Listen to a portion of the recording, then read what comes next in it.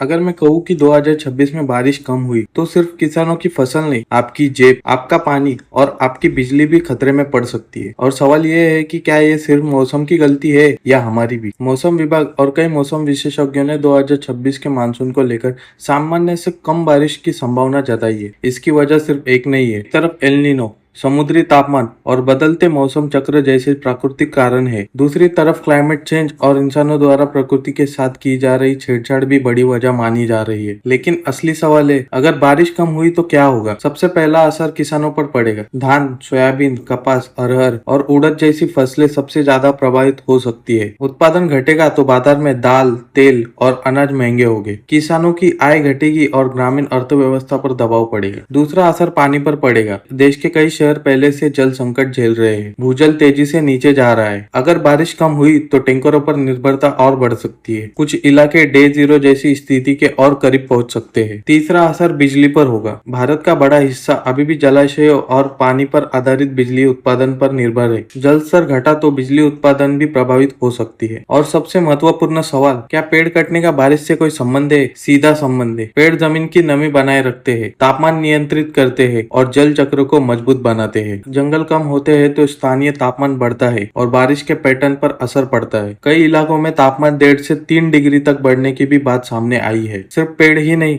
गंदी होती नालियां, खत्म होती झीलें, कंक्रीट के जंगल और खराब जल प्रबंध भी समस्या को और बड़ा बना रहे हैं। दिलचस्प बात यह है कि दुनिया के कई विकसित देशों ने विकास और पर्यावरण के बीच संतुलन बनाने की कोशिश की है। जैसे सिंगापुर बारिश के पानी का लगभग हर बूंद संग्रह करता है, जबकि ऑस्ट्रेलिया ने पानी बचाने के लिए सख्त जल प्रबंध नीतियां लागू की थी। तो 2026 की कम बारिश सिर्फ मौसम की खबर नहीं है, ये चेतावनी है कि अगर पेड़ कटते रहे, नदियां गंदी होती रही और पानी का प्रबंधन नहीं सुधरा तो आने वाले सालों में संकट सिर्फ किसानों का नहीं, पूरे देश का होगा। सवाल सिर्फ ये नहीं है कि इस साल बारिश कितनी होगी, सवाल ये है कि जो बारिश होगी क्या हम उसे संभाल पाएंगे।